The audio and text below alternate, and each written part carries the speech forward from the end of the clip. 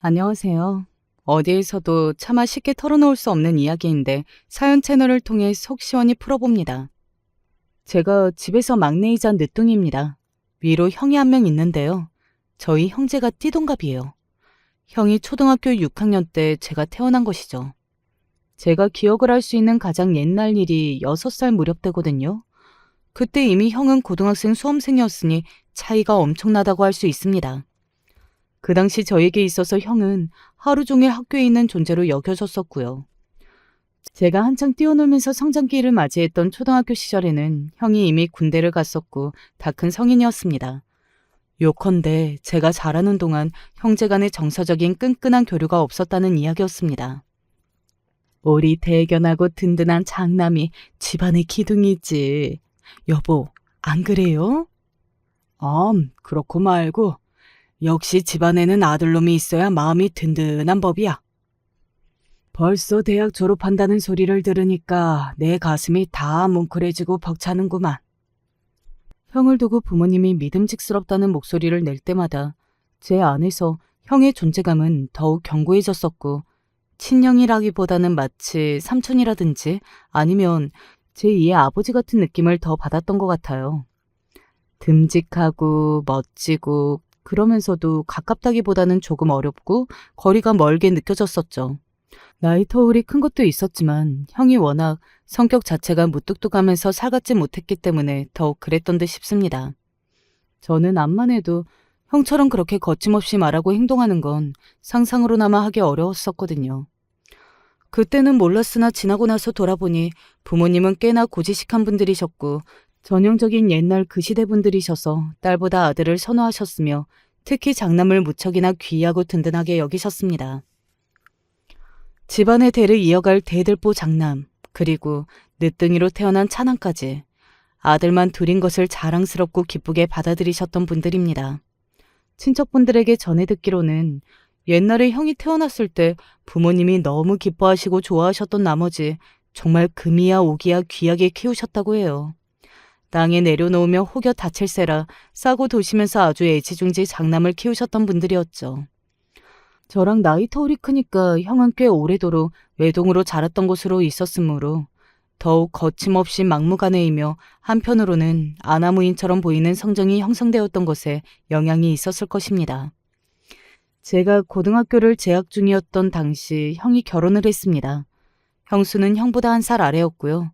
둘이 그냥 지인 사이였다가 연인으로 발전했다고 그렇게만 알았었는데 시간이 지나서 나중에 우연히 알게 됐었던 전말은 형수에게 만나는 상대가 있었으나 그때 형하고 눈이 맞아서 바람을 피운 끝에 결실을 맺게 되었다고 하더라고요. 형수는 만나던 사람을 배신했던 것이고 형은 임자 있는 사람에게 들이대서 가로챈 것이었습니다. 아무튼 남녀 관계란 아주 복잡한 것이니 그 정도는 충분히 있을 법한 일이었다고 치더라고요. 부부가 된 두 사람의 행보가 여러모로 제 부모님의 심경을 불편하게 만들었으니 지나간 것의 사소한 점이라도 다시 보게 됐던 듯 싶네요. 두 사람이 애초에 처음부터 그렇게 만났으니 인성 부분에서 안 좋은 것이 서로 쿵짝이 잘 맞았던 건 아닐까 싶었던 것이죠. 각설하고 제가 알기로 형수님네 집안은 형편이 아주 보통입니다. 특별히 잘 살지도 그렇다고 아주 못 살지도 않았어요. 3남매 중에서 둘째이시고요. 그런데 집에서 혼자 딸이시고 미로 남자 형제만 있으셨던 거예요. 그 집안에서는 지난번에 큰아들 장가 보내느라 지원해줘서 집에 돈이 없다. 딸인 너는 알아서 시집가라. 이런 식으로 나왔고 형수는 그래서 새로 지은 이불만 달랑 가지고 시집으로 오셨답니다. 저희 부모님은 아버지가 제법 탄탄한 회사에서 자리 잡고 인정을 받으신 뒤 오래도록 근속을 하셨고 어머니는 외가 쪽이 식구들 몇몇이 합심을 하여서 차린 식당이 꽤 잘된 덕분에 집안에 돈 걱정은 크게 없다고 할 수 있었습니다. 이런 사정으로 부모님 두 분 다 금전적인 어려움은 겪지 않으셨다는 것이 자식 입장에서는 정말 감사하고 존경스러울 따름이죠. 아주 부유하지는 않아도 쪼들린 적은 없었던 저희 집안이었는데요. 당연히 형수보다는 형 쪽이 결혼하면서 집안 사정이 더 나았습니다. 그래서 신혼집을 부모님이 장만을 해주셨어요.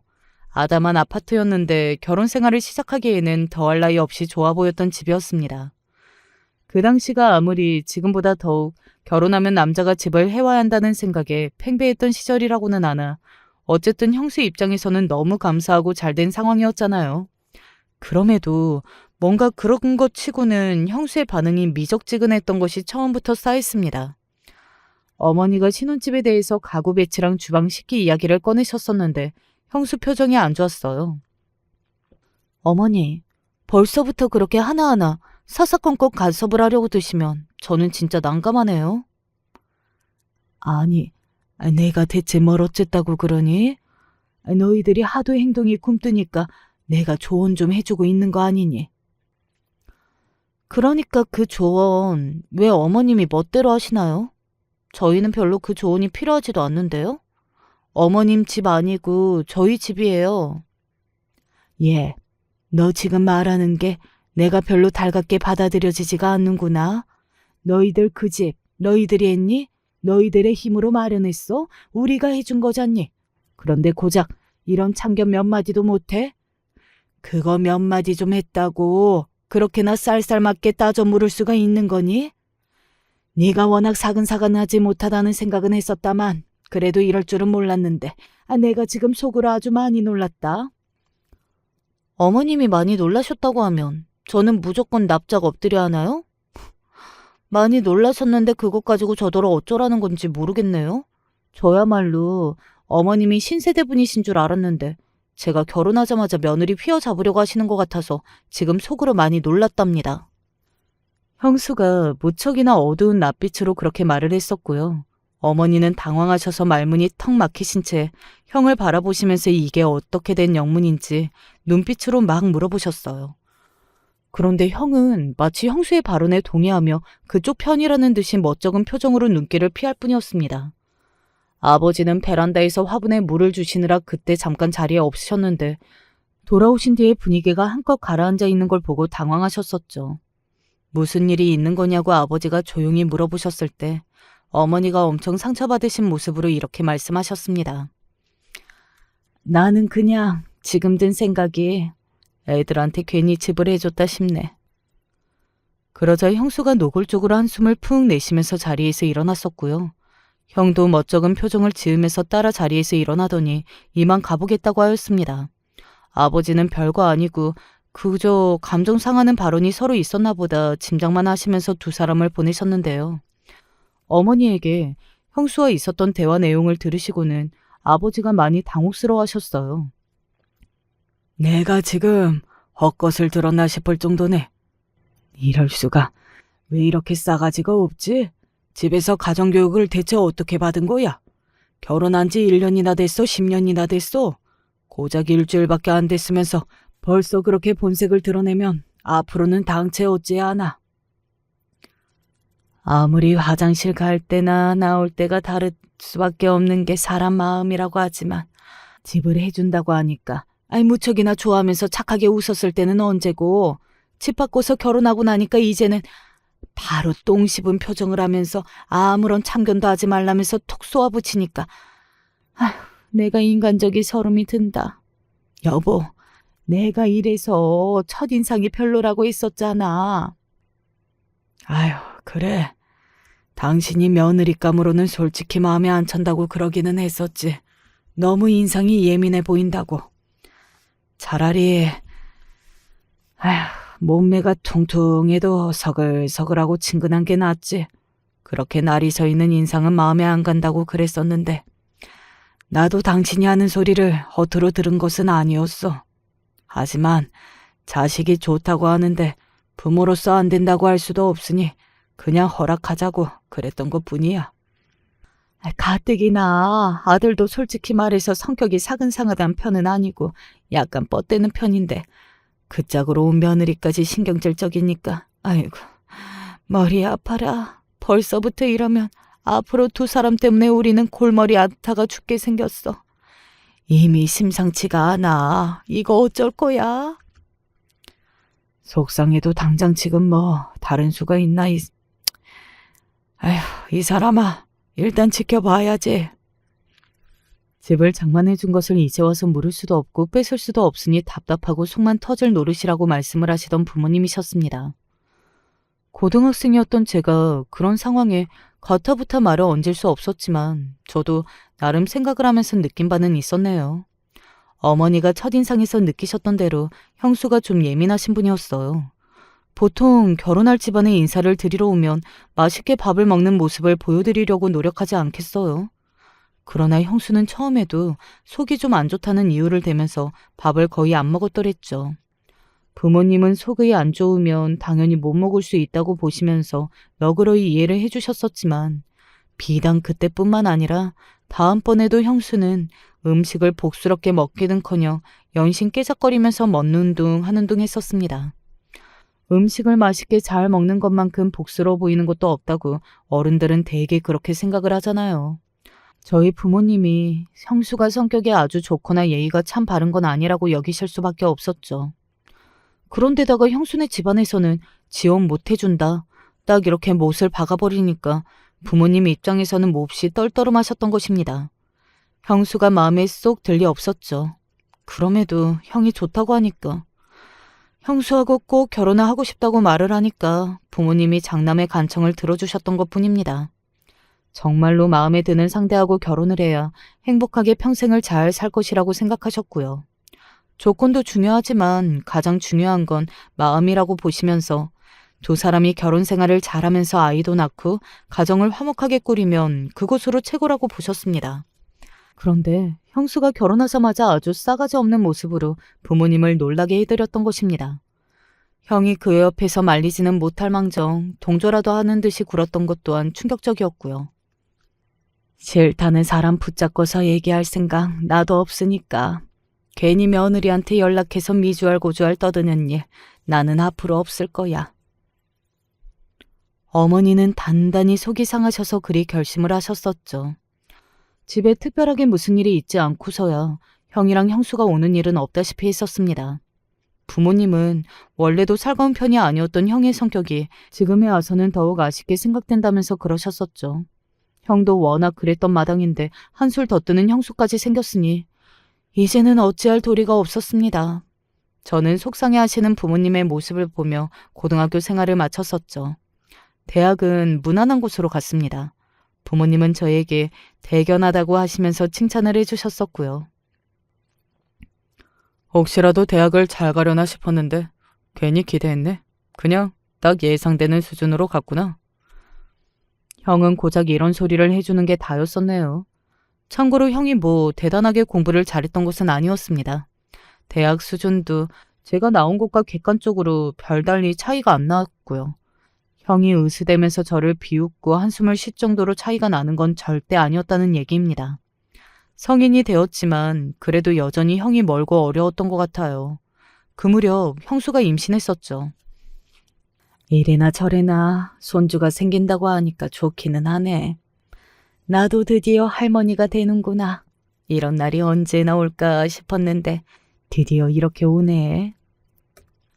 당신의 며느리 때문에 마음고생을 하시던 어머니였으나 임신 소식에는 무척 기뻐하셨습니다. 아버지도 당연히 마찬가지였고 이왕이면 손자가 태어났으면 좋겠다고 그러셨었고요. 손주의 성별이 어느 쪽이었으면 좋겠다는 소리는 충분히 그냥 할 수 있는 발언 아닐까요? 그런데 형수는 그게 상당히 불편했나 보더라고요. 형수는 딸을 낳았고 저에게는 여자 조카가 생겼습니다. 부모님은 임신하고 출산하느라 수고가 아주 많았다고 하시면서 용돈 봉투를 통 크게 주셨었고요. 형수는 돈은 무척이나 달갑게 덜수덕 받으셨으면서 부모님을 경계하였어요. 부모님이 귀여운 손주 아기를 얼마나 보고 싶었겠나요? 첫 손주였던 것을요. 그런데 형수는 산후조리가 굉장히 힘들고 고되어서 스트레스가 심하다는 핑계로 부모님의 방문을 거절하였습니다. 본인의 친정 식구들은 아무 때나 언제든지 들렸으면서 말이죠.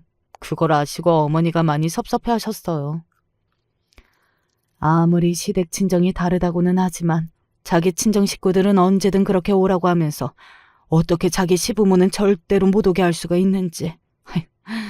예민하다고 핑계를 대면 다인가? 그걸 또 가만히 두고 보는 우리 집 장남은 또 뭐라. 아휴, 어디 가서 이런 고민이 있다고 부끄럽고 민망해서 말도 못하겠고 나만 속 터지네. 어머니는 같은 여자로서 출산 이후에 얼마나 힘들지 예상이 간다면서 이해는 할 수 있다고 하셨으나 그럼에도 섭섭하고 서운한 건 어쩔 수 없다고 그러셨어요. 그리고 다가오게 된 첫돌이었습니다. 그때가 다가오자 형하고 형수 둘 다 저희 부모님한테 갑자기 상의를 하면서 돌잔치에 대해 이모저모를 나누었는데요. 의도가 있었습니다. 바로 돌잔치 비용 때문이었어요.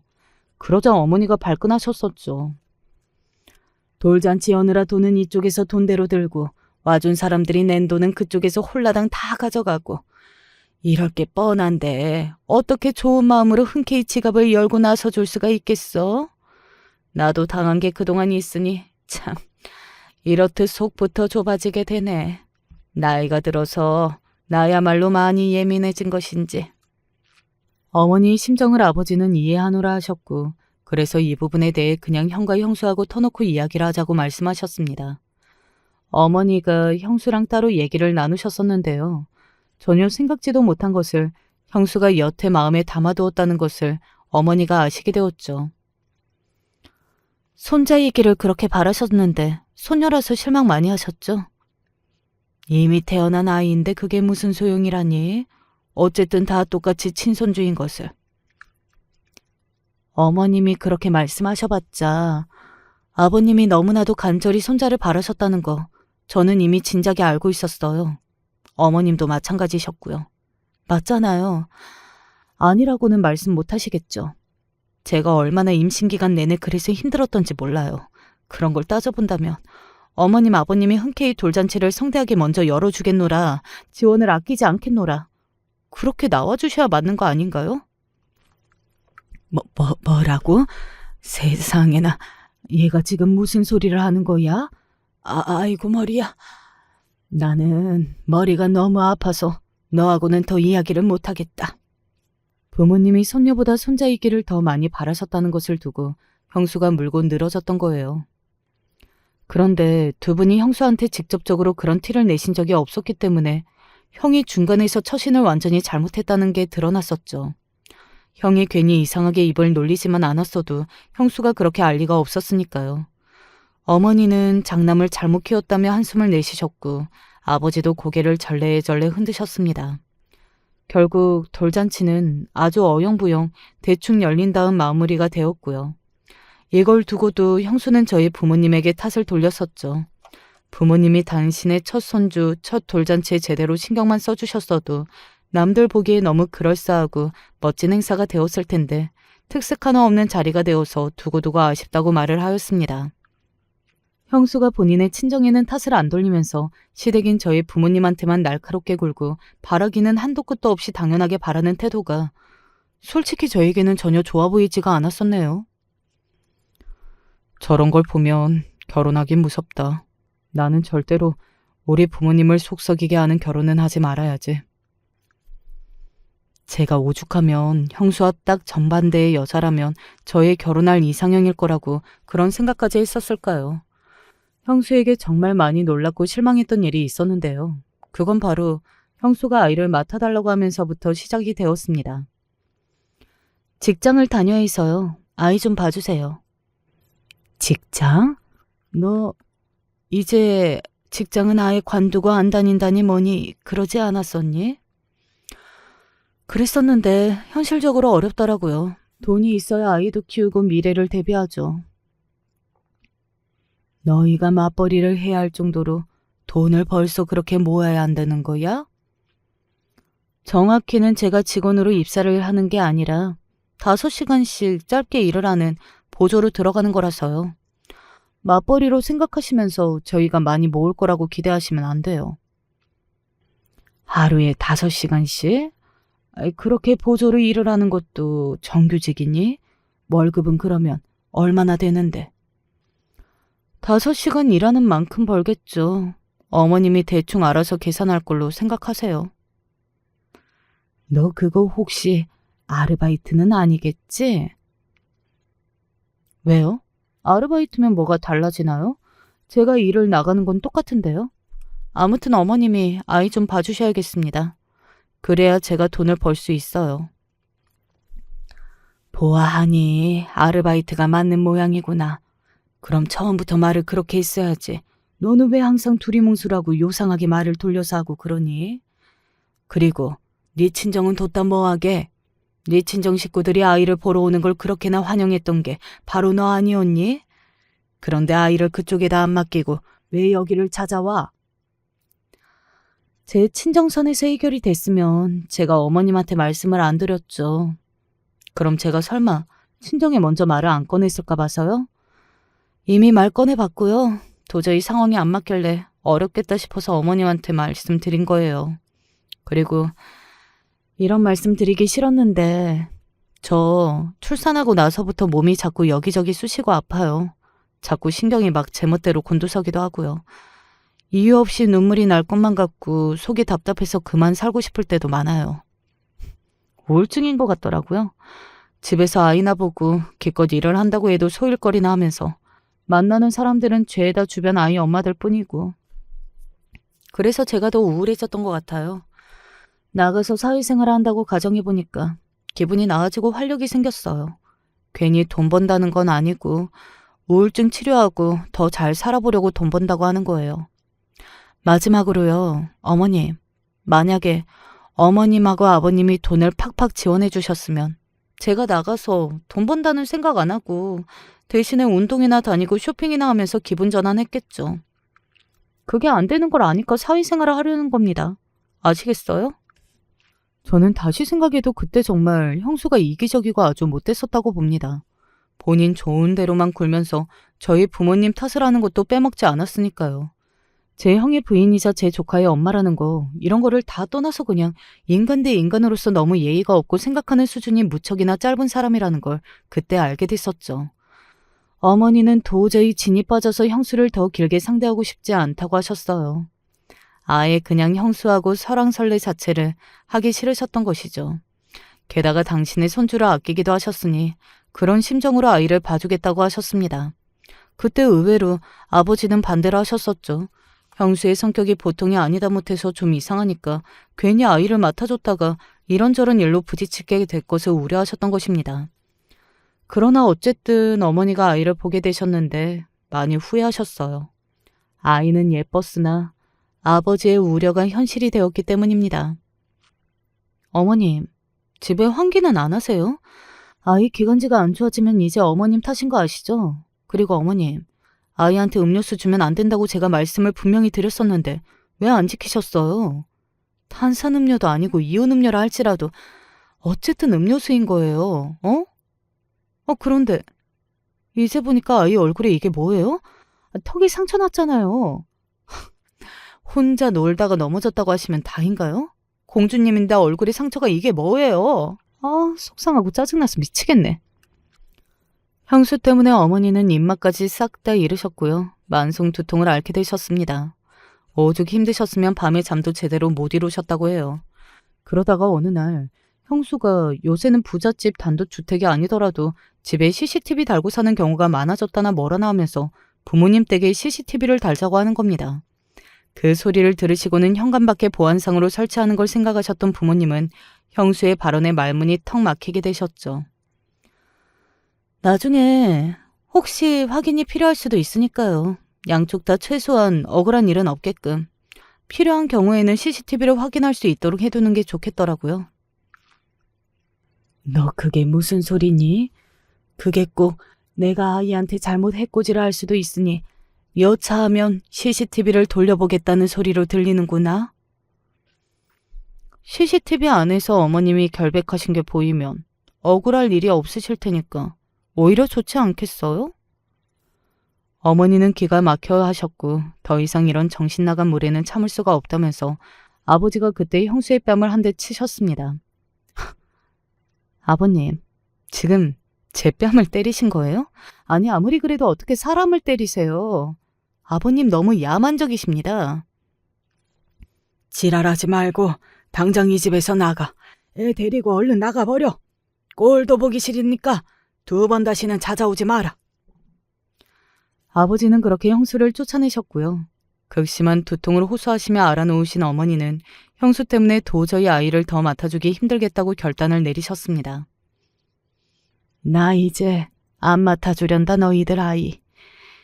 너희들이 부모니까 알아서 해라. 그랬더니 형수는 배신을 당했다는 듯이 부들부들 떨면서 난리였어요. 뺨을 맞은 것도 서러워 죽겠는데 아이를 봐주지 않는다는 소리까지 들으니까 너무나도 힘들다고 하셨습니다. 그 상황에서 웃긴 건 형이었습니다. 두 분 다 정말 너무하시네요. 마음 좀 너그럽게 써주시고 저희 편의를 좀 봐주실 순 없는 거예요? 저는 바로 그 순간 형에게 오만정이 다 떨어졌던 것 같아요. 어렸을 때는 형이 멋져 보였었고 동경의 대상이었고 좀 더 자라고 나서는 어렵게 느껴지는 존재이면서 집안의 든든한 기둥처럼 느껴졌었는데 그런 것들마저 죄다 착각이었던 듯 싶더라고요. 지금 어디서 말을 그따위로 뱉는 거냐? 너는 네 부모가 그렇게나 우습더냐? 네 처하고 자식만 소중하고 네 부모는 소중하지도 않다 이거지? 그래, 네 마음대로 해라. 네 뜻대로. 네 저자식만 품에 끼고서 그렇게 잘 살아봐라. 앞으로 우리는 너 같은 자식 없는 셈 치고 살겠다. 네? 아버지, 대체 그게 무슨 말씀이세요? 그러시는 건 아니죠. 자식을 잘못 키워도 너무 한참 잘못 키웠어. 자식 농사를 잘못 지은 그 죄로 여태 온갖 고생을 했으니 죄값은 치렀다고 본다. 여기까지만 하자. 아버지, 진짜 왜 이러세요? 화 푸세요. 두 분 다 마음 푸시고 다시 생각해 보세요. 에? 제가 홧김에 생각이 좀 짧아져서. 죄송합니다. 당황은 형이 이러지 마시라고 하였으나 부모님은 이미 지칠 대로 너무 지치신 뒤였죠. 형은 그 후로 계속 잘못했고 반성하고 있으니까 마음 돌리시라고 그랬고요. 원흉의 핵심이라고 할 수 있는 형수도 진심 어린 대화를 나누고 싶다고 하였습니다. 부모님은 눈물로 사과를 해도 모자랄 판에 대화나 나누자고 하는 것부터 형수가 어떤 사람인지 보여주는 것이라며 한숨을 내쉬셨고요. 그러던 어느 날 갑자기 집에 비극이 닥쳤습니다. 아버지가 자전거를 타고서 지인분을 만나러 가셨다가 그만 사고를 당하셨어요. 트럭에 치이셨는데 병원으로 이송되실 때부터 상태가 많이 좋지 못하셨습니다. 어머니는 왜 이런 일이 일어나는지 모르겠다며 하늘이 원망스럽다고 우시다가 실신을 하셨어요. 형이 결혼한 이후로 어머니의 미간에는 나날이 주름이 깊어졌었는데요. 당신의 손주를 맡아 돌봐주셨던 이후로는 더욱 급격히 안색이 나빠지셨던 바 있습니다. 몸이 안 좋아지셔서 계속 두통을 앓으셨고 갑자기 식은땀이 나실 때도 있었고요. 기력이 영 없으셨는데 그러던 와중에 아버지가 큰 사고까지 당하셨으니 어머니로서는 도저히 못 버티셨던 거예요. 아버지는 목숨은 일단 건지셨으나 하반신에 아예 마비가 왔으며 말씀도 무척이나 어눌하게 뱉으셔서 쉽사리 알아듣기란 무리일 정도였습니다. 옆에서 간병인이 무조건 붙어 있어야만 했습니다. 저의 부모님에게 죄송하다고 잘못했다고 그동안 읍소를 해왔던 두 사람이 누구였나요? 바로 형과 형수였습니다. 그러나 아버지가 그렇게 되시자마자 태도가 싹 돌변했어요. 그동안 용서해달라고 제발 한 번만 다시 기회를 달라고 그렇게나 빌더니만 입을 싹 씻었고요. 그야말로 주랭랑을 쳐버렸습니다. 두 사람의 폐륜적인 행태에 굳이 어머니와 제가 아버지한테 따로 알려드리지도 않았습니다. 그러나 아버지가 어떻게 모르실 수가 있었겠나요? 찾아오지도 않고 연락조차 없는 두 사람이었는데 아버지가 당연히 아실 수밖에 없었죠. 크게 충격을 받으시고 상심에 빠지신 아버지는 결국 그 아픔을 이겨내지 못하셨고 약해진 육신을 정신이 따라가고 말았습니다. 그렇게 돌아가셨어요. 아버지가 돌아가시자 어머니는 하늘이 무너져 내린 것 같다고 하셨고 극심하게 절망하신 나머지 한동안 실어증까지 앓으셨습니다. 말씀도 못하고서 그렇게 사셨어요. 제가 얼마나 피눈물이 흘렸던지 모릅니다. 아버지가 돌아가시고 이제 어머니까지 제대로 생활을 못하시는 걸 보니까 정말 미치겠더라고요. 내가 어머니 곁에 있어 드려야 돼. 후회할 짓은 절대로 하지 말자. 저는 제가 마음을 아주 굳게 먹어야 할 때임을 직감했습니다. 그래서 온 정신을 다해 어머님을 신경 써드렸고요. 제가 성심을 다하자 어머니가 조금씩 기운을 차리기 시작한 것은 고무적이었으나 영영 그 이전의 기세는 되찾으실 수 없게 될 것이 실감이 나서 가슴이 아프기도 하였습니다. 그러던 때 형이 저한테 연락을 해서 이런 소리를 했었죠. 그래, 네가 잘 해드려야지. 부탁한다. 이제 와서 갑자기 격렬하듯이 그런 소리를 하는 형 때문에 저는 화가 나서 머리 꼭지가 돌 것만 같았죠. 형은 상관하지 마. 형은 없는 게 어머니한테 도움이 되는 거야. 뭐야? 이게 아주 건방지다? 어디 감히 하늘 같은 형님한테 기어오르냐? 너 어릴 적에는 어리숙하고 맹하더니 나이 먹고서 변했구나. 당연한 거 아니야? 내가 지금 나이가 몇인데 그러는 형은 왜 나이를 한참 먹어도 생각하고 사는 꼬라지가 그 모양 그 꼴이야. 야, 너 말 다 했냐? 어디 한번 해보자는 거야? 형이 발끈했으나 저는 물러서지 않았고요. 받아치면서 맞섰습니다. 태어나서 형하고 직접적으로 부딪히고 싸운 건 그때가 처음이었죠. 너 혼자 어머니 잘 모시고 살아봐라. 나중에 도와달라면서 손 내밀어도 그때 가서는 소용없으니까 명심하고. 알았냐? 아무리 그래도 형 같은 불효자의 손을 빌릴 생각은 없으니까 안심해. 저는 그렇게 형을 단호히 쳐냈었죠. 그러한 사실을 어머니한테 따로 알리지는 않았는데요. 어머니는 이미 눈치를 채신 모양이었습니다. 너무 속상하신지 깊은 한숨을 푹푹 내쉬셨고 저는 그런 모습을 모른 척하면서도 어머니를 잘 모셨습니다. 그런데 몇 달 뒤에 형이 또 연락 와서는 어머니의 안부를 물었어요. 어머니의 상태를 굉장히 궁금해했고요. 개과천선을 했을 리는 없으니 암만 해도 수상해서 저희가 먼지 캐물었습니다. 그랬더니 돈 문제였더라고요. 집안에 돈이 얼마나 있는지 물려받을 재산이 궁금해했던 것입니다. 그 의도를 알고 나니까 기가 막히더군요. 너무 화가 나서 무조건 그냥 없다고 대답했습니다. 형은 어머니한테 직접 대답을 듣겠다고 나섰으나 원하는 수확을 얻을 순 없었죠. 집에 돈 없다. 재산이 이만큼 없다는 걸 미리 밝히면 너희들이 더욱 우리를 홀대할까 봐서 네 아버지하고 나하고 둘이 작당을 알고 일부러 재산이 없다는 걸 감추고 살았던 거야. 어머니의 대답을 듣자마자 형은 무척이나 크게 실망을 하면서 그렇다면 볼 일이 전혀 없다는 듯 다시 연락을 끊었습니다. 부창부수였어요. 애초에 형이 이런 인간이었으니까 인격이 바닥인 형수랑 만나서 결혼한 것이었겠죠.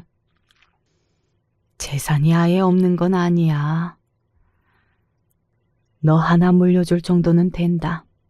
네 아버지가 눈 감기 전에 사실 나한테 그런 소리를 했었어. 재산은 너한테만 주라고. 어머니, 저는 재산 같은 거 필요 없으니까요. 그냥 어머니가 오래오래 살아주시면 돼요. 아이고, 내가 아무리 염치가 없어도 그렇게는 안 되지. 나는 곧 때가 되면 어디 요양원이라도 들어가고 싶구나. 어머니가 아직 한창인데 무슨 말씀이세요? 내 상태가 한창이 아니니까 그렇지. 내 스스로가 잘 안다. 힘없이 웃어 보이시는 어머니의 모습에 가슴이 아팠습니다. 저는 일과 어머니, 딱 이렇게 두 개만 알면서 지냈던 것 같아요. 뒤늦게나마 딸 같은 아들 노릇을 제대로 해보려고 노력을 많이 하였고요.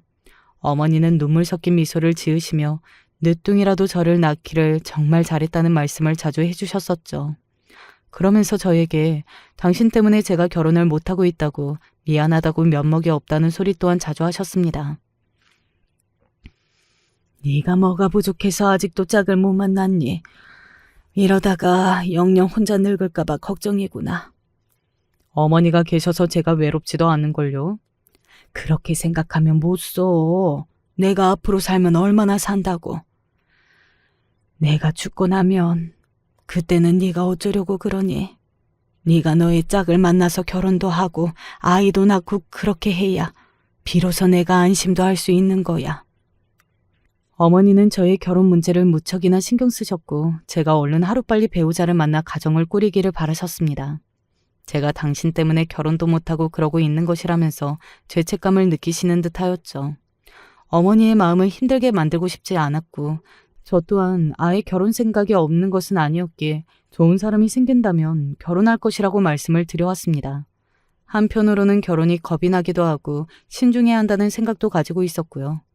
형이 원래 몹쓸 존재였다고는 하나 형수라는 인물이 집안에 들어와서 아주 나쁜 영향만 끼쳐댄 걸 보면 정말 여자를 잘 만나서 결혼을 해야겠더라고요. 그리고 저는 무조건 어머니를 우선으로 위하여 잘 모실 수 있는 여자를 만나고 싶었습니다. 이것이 저의 과한 욕심이라면 굳이 여자를 만나고 싶지 않은 마음이었고요.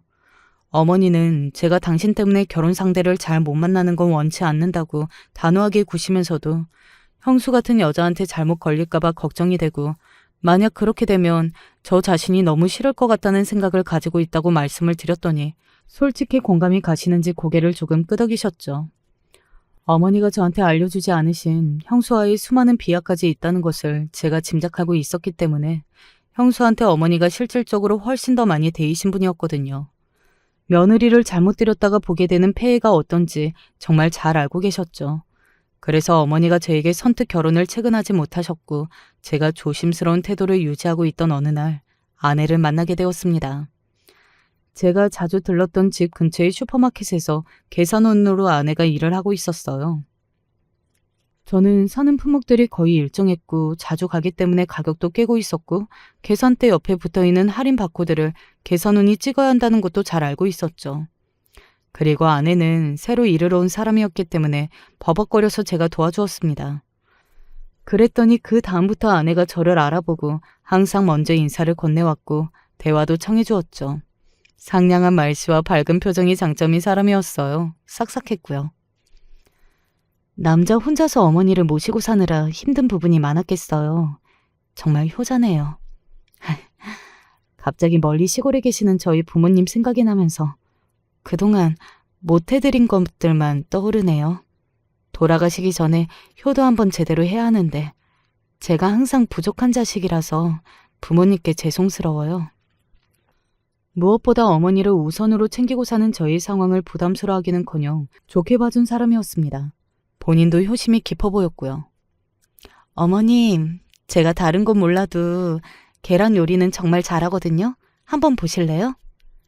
제가 채워드릴 수 없는 영역을 아내가 대신 어머니한테 채워드리는 것 같았고 연애 기간은 짧았지만 그동안 충분히 그런 것을 느꼈기 때문에 금세 결혼을 결심하게 되었습니다. 피찬 아이가 있었으므로 아내와 결혼의 뜻이 잘 통했어요. 어머니 또한 싹싹한 며느리를 맞이하게 된 것이 꿈만 같다고 하시면서 결혼을 반겨주셨고 축하해 주셨습니다. 사실 다른 거 전부 제쳐두고 네가 드디어 결혼을 했다는 것만으로도 나는 그게 눈물나게 좋구나. 이제 삶의 보람이 별로 없을 줄 알았는데 덕분에 기운이 난다. 어머니가 눈물을 글썽이시는 모습을 보며 아내를 만나 결혼하게 된 제가 세상에 둘도 없는 행운아라는 생각이 들었더랬죠. 결혼식은 아주 약소하게 치러졌습니다. 이미 연락을 끊은 형과 형수에게 굳이 제 결혼 사실을 알리지 않았고요. 아내도 그러자고 해줬어요. 소박한 결혼식도 어머니를 모시고 함께 사는 것도 아내는 모두 흔쾌히 동의해 주어서 제 마음이 벅찼습니다. 아내를 만나기 위해 지난 모든 날들이 존재했던 것이라고 생각했었죠.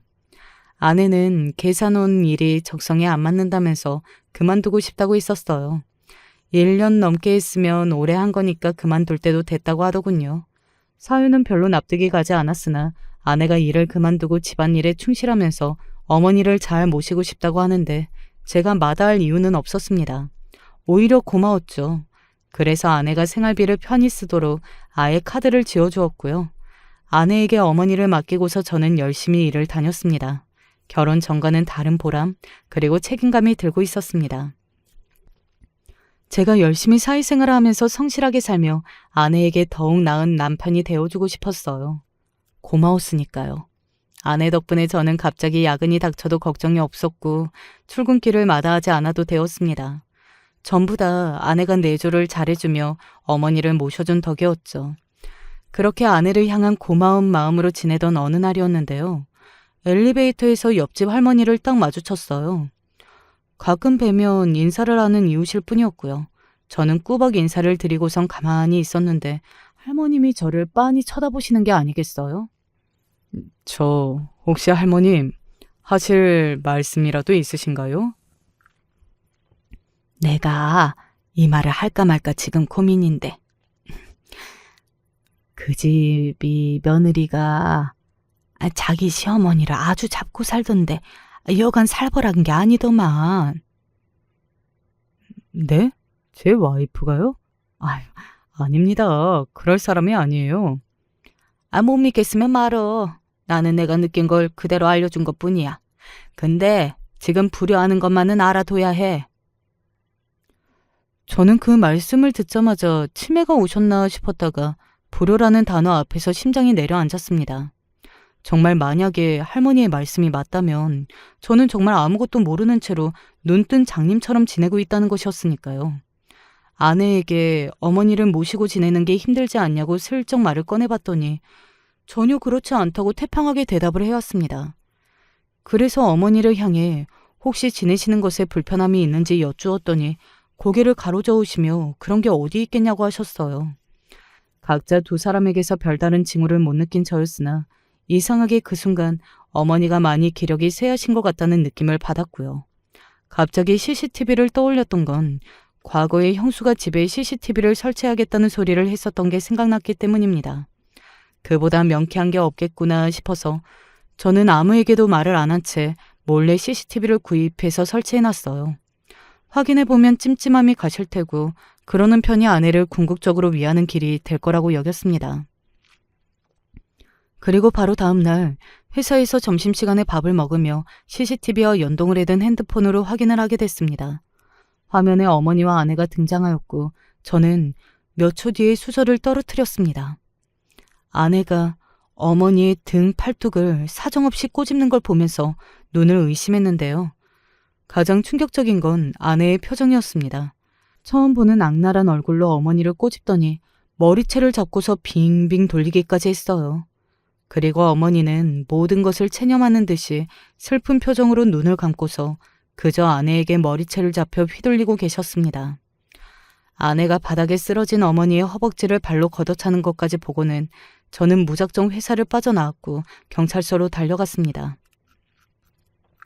저 좀 도와주십시오.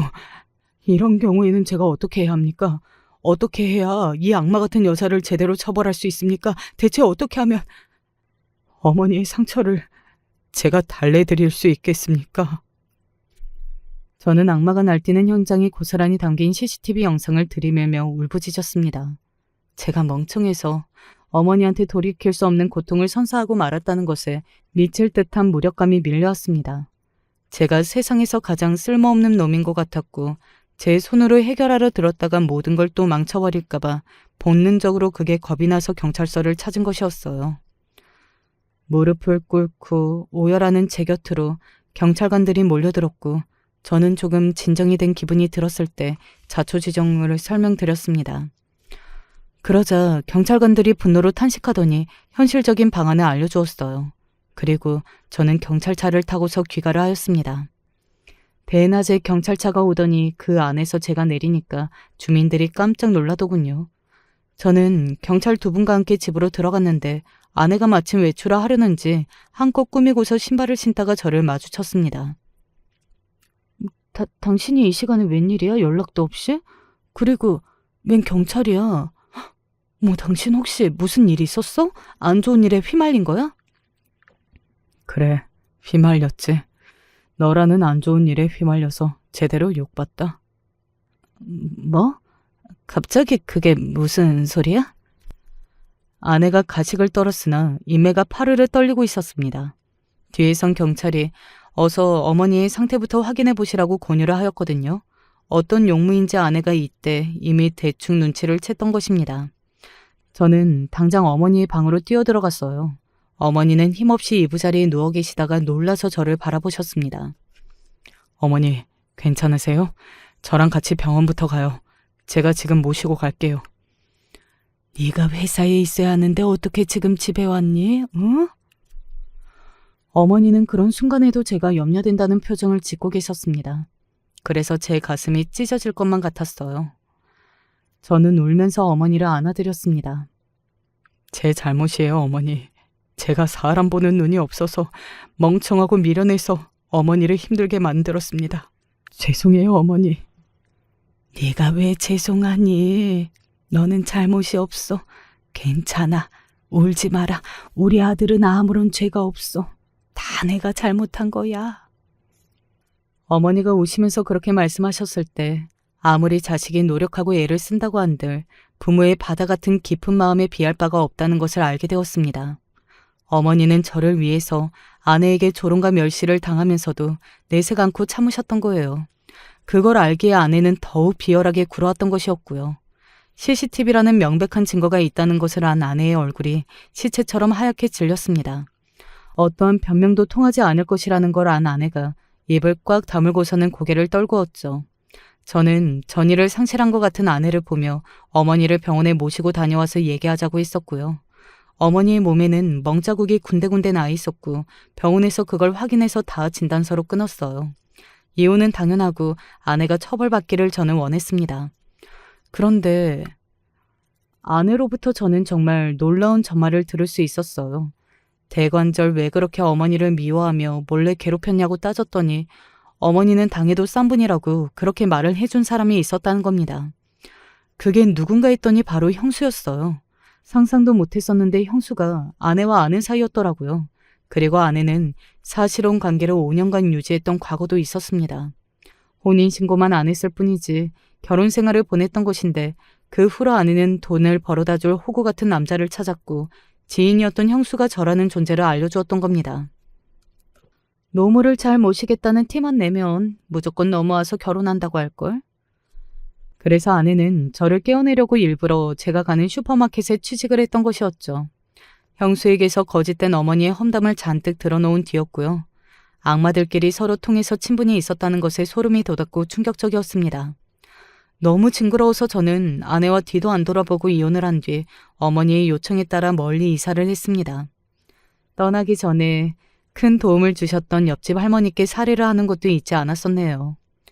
경찰차까지 왔던 마당에 아내는 미친 여자로 그 일대에 소문이 쫙 퍼졌다고 합니다. 그것에 아이디어를 얻은 저는 형이 다니는 직장에다가 천하의 폐륜아라는 소문을 냈어요. 사람을 써서 그 직장의 외부 휴게 구역에서 형의 이야기를 떠들게 시켰더니 소문이 퍼지는 건 금방이더군요. 평판이 원체 좋지 못했던 형은 그 소문까지 겹쳐서 따가운 눈총을 받게 됐고 공공연히 따돌려섰습니다. 결국에는 그만두더군요. 몇 개월씩이나 대기를 했다가 힘들게 조카가 들어갔다는 어린이집, 거기에도 소문을 냈고요. 아이 엄마들이 난리를 쳐서 형수는 버티지 못했고 결국 조카가 어린이집을 나오도록 해야 했어요. 사실 가장 큰 복수는 생각보다 아주 많이 있었던 집안의 재산을 제가 다 받아버린 것 아닐까 싶었습니다. 형이 나중에 본인의 몫을 요구할 수 있으므로 아예 미리 다 정리를 해버리자며 어머니가 제안을 하셨고 이번에는 제가 거절하지 않았습니다. 제 명의로 싹 돌려버렸네요. 인간의 탈을 쓴 악마들에게서 벗어나 새로운 일상을 살다 보니 저도 그렇고 어머니도 오히려 전보다 마음이 편해지더라고요. 기대하지 않았건만 정말 좋은 인연이 저에게 찾아와 주기도 하였고요. 마음씨가 따뜻하고 눈빛이 성은한 저의 평생 짝꿍입니다. 이 사람 덕분에 어머니의 건강이 회복세를 보일 수 있었다고 생각해요. 너무 감사한 일입니다. 지금 더할 나위 없이 평온한 일상을 보내고 있는데 도대체 어떻게 알아낸 건지 형이 최근에 연락을 해왔어요. 물보다 피가 진하지 않냐면서 그런 말로 저를 흔들더군요. 본인이 어머니에게 따로 용서를 구하겠다고 했습니다. 자리만 한번 마련해달라고 그랬어요. 그럴 생각은 비록 없더라도 어머니한테 이야기 정도는 꺼내봐야 하는 것인지 이 문제를 두고서 제가 고민이 많은데 어떻게 하면 좋을까요? 노량진 고시원에서 지금의 남편을 만났습니다. 공무원 준비하면서 팔자 좋게 연애했다고 하면 할 말이 없지만 사실 전 제가 공무원 시험을 보는 데 있어서 남편이 참 많은 도움이 됐다고 생각합니다. 사실 제가 공무원 시험을 준비한 건 공무원에 있어서 아주 큰 꿈이 있어서도 아니었고 그냥 공무원이란 직업 자체가 안정성이 있고 평생 일할 수 있다는 거 하나 때문이었거든요. 근데 아시다시피 공무원이 좀 되기 어렵습니까? 하나를 꾸준하게 하지 못하는 성격상 혼자선 제대로 공부를 하기가 어려웠는데 저와는 다르게 성실하고 하나를 하더라도 제대로 할 줄 아는 남편을 만나고 나니 저 역시 그런 남편의 성향에 동화가 된 건지 힘들긴 하더라도 열심히 공부를 하게 되더군요. 그렇게 저는 경찰 공무원이 되었고 남편은 시청 공무원이 되었습니다. 같이 합격을 한지라 의미도 깊었죠. 제가 다른 공무원이 아닌 경찰 공무원이 된 것도 남편의 덕이 컸습니다. 자기는 경찰 공무원 준비를 해봐도 괜찮을 것 같아. 혹시 지금 준비하는 방향이 확정적인 게 아니라면 지금이라도 경찰 공무원 쪽으로 노선을 틀어봐.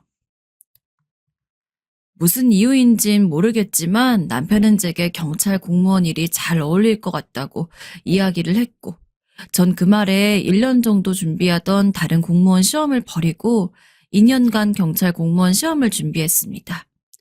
아무래도 중간에 방향을 바꾸었기 때문에 여러모로 시행착오가 있을 거라고 생각을 했는데 2년 만에 합격을 했으니 운이 많이 좋았던 것 같아요. 아무튼 저희 둘 다 공무원 시험에 합격을 하고 각자의 일자리에 발령이 난 뒤 저는 조금 더 진지하게 남편과의 결혼을 생각했습니다. 연애 시절부터 이 사람이랑 결혼하면 좋겠다라는 생각이 들었지만 그때야 아직 공무원 시험에 합격하는 것이 우선이었기에 깊이 생각하지 않았거든요. 막상 남편의 도움을 받아서 경찰 공무원이 되고 나니까 결혼에 대한 생각은 더욱더 강해졌습니다. 남편도 저와의 결혼을 진지하게 생각하고 있는 통에 망설일 것도 없었습니다. 나 당신 부모님한테 인사드리러 갈래. 나중에 결혼하게 되면 시어머니, 시아버지 되실 분들인데 미리 눈 도장 찍어두면 좋잖아. 언제 가면 좋을까? 남편이 늦지 않게 미리 집에 이야기를 해준 덕에 전 바로 그 다음 주에 예비 시댁에 인사를 드리러 갈 수 있었습니다. 집은 그리 크지 않았지만 아늑했고 시어머니는 어쩐지 기운도 없어 보이고 소심한 인상이긴 하셨지만 그래도 다정하게 저를 맞아주셨어요. 그때까지만 해도 전 시댁에 굉장히 좋은 이미지를 가지고 있었습니다. 특히 시어머니가 제가 온다는 이야기에 남편한테 예비 며느리는 어떤 음식을 좋아하니? 라고 물으며 한상 가득 제가 좋아하는 음식들만 차려주셨기에 더 그랬습니다. 하도 시월드 이야기를 많이 들어서 내심 남편은 좋은 사람이지만 시어머니가 별로이면 어쩌나 하는 고민도 없지 않아 있었는데 그런 생각을 괜히 했다는 생각이 들 정도로 시어머니는 괜찮은 분이었습니다. 하지만 시댁에 유일한 오점이 있었죠. 바로 시아버지였습니다. 정말 그런 분이 아직까지 대한민국에 존재한다니. 아직도 그때의 기억이 생생합니다. 하여간 요즘 사회는 뭐가 잘못됐다니까? 여자랑 남자랑 한 상에서 같이 밥을 먹다니. 나 때는 그런 거 꿈도 못 꿨는데 말이야. 시아버진 가부장적인 사상의 끝판왕이었습니다. 심지어 예비 며느리로서 인사를 드리러 온 제가 있는데도 불구하고 대놓고 혀를 차면서 남자가 어떻다느니 여자가 어떻다느니 그런 생각을 가지고 있는 것은 둘째치고 설마 다른 사람이 있는 자리에서 그런 마인드를 뽐낼 줄은 꿈에도 몰랐어서 전 차마 시아버지의 이야기에 어떻게 반응해야 할지를 몰랐습니다. 아, 진짜 아버지 또 그러시네. 제가 그런 이야기 좀 하지 말라고 했잖아요.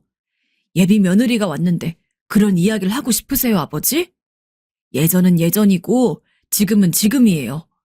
아버지 때랑은 사정이 많이 달라졌다고요. 세상이 얼마나 변했는데요.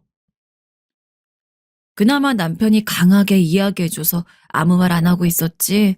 솔직히 그때 시아버지 행태는 눈 뜨고 곱게 봐줄 수가 없는 정도였습니다. 진짜 사소한 것부터 큰 것까지 하나하나 다 시어머님만 부려먹는데 남편이 시아버지를 말리고 시어머니를 돕는 것도 한두 번이지. 시아버진 남편이 뭐라고 하든 그걸 받아들일 생각이 없어 보였습니다. 원래 그 나이 때 노인분들이 가부장적인 건 잘 알거든요. 솔직히 저희 아버지도 가정적이고 다정하냐고 물으면 그건 아니었으니까요. 근데 그렇다고 할지라도 시아버지만큼 심한 사람은 처음 봤습니다. 남편 말대로 시대가 달라진 게 어느 때인데 아직까지 저런 마음으로 여자 남자를 나누다니. 어머니는 원래부터 저렇게 아버님 말에 아무 말씀도 못 하셨어? 솔직히 오늘 좀 깜짝 놀랐어. 어머니도 어머니지만 아버님이 너무 어머님한테 심한 거 아닌가 싶네. 오늘 봐서 알겠지만 아버지가 원래 저렇게 고집이 세. 그나마 내가 어른이 된 뒤로부터 아버지가 어머니한테 나쁘게 굴 때마다 뭐라고 해가지고 좀 나아진 거야. 나 어렸을 때는 더 심했거든. 아버지가 저렇게 이야기해도 어머닌 한 번도 아버지한테 뭐라고 한 적이 없어. 정확히는 뭐라고 하고 싶어도 못 하신 거겠지만. 남편과 결혼하는 데 있어서 한 번 망설인 적이 있다면 바로 시아버지를 처음 본 그날일 겁니다. 아무리 신혼집을 차려서 남편과 단둘이 산다고 하더라도 원래 결혼이라는 것은 집안과 집안의 결합이지 않습니까? 예비 며느리 올 때도 저렇게 제가 있든 안 있든 신경도 쓰지 않았는데 제가 남편과 결혼하고 나선 사실상 어머님을 대하듯이 저를 대할까봐 그게 너무 걱정이 됐습니다. 당장은 아니더라도 언젠가 변할 수 있는 게 사람이니까 말입니다. 하지만 막상 결혼하고 나니까 시댁을 갈 일도 시댁 식구들을 볼 일도 거의 없더군요. 시어머니가 시집살이 시키는 타입도 아니었고 시아버지는 애초에 저한테 관심이 없는 느낌이었습니다. 덕분에 전 명절날이나 시부모님 생신이 아니면 굳이 시댁에 가지 않아도 되었죠. 사실 전 남편이 저희 가족한테 너무 헌신하는 것도 그리 좋아하진 않았습니다. 전 그냥 딱 서로만을 생각하길 바랬거든요. 각자 부모님은 자기가 알아서 챙기고 그렇게 자유로운 결혼 생활을 원했던 제게 남편과의 결혼은 정말 딱 맞았습니다. 그렇게 10년을 넘게 부부로서 살면서 저희는 아이도 많고 그럭저럭 즐겁게 지내고 있었어요. 그러던 어느 날 정말 오랜만에 시어머니에게서 연락이 왔습니다. 어머, 어머님, 갑자기 무슨 일이세요? 잘 지내고 있으신 거죠? 시어머니는 괜히 며느리한테 전화를 하면 며느리가 부담된다고 할 말 있으면 전부 남편에게 전하는 분이십니다.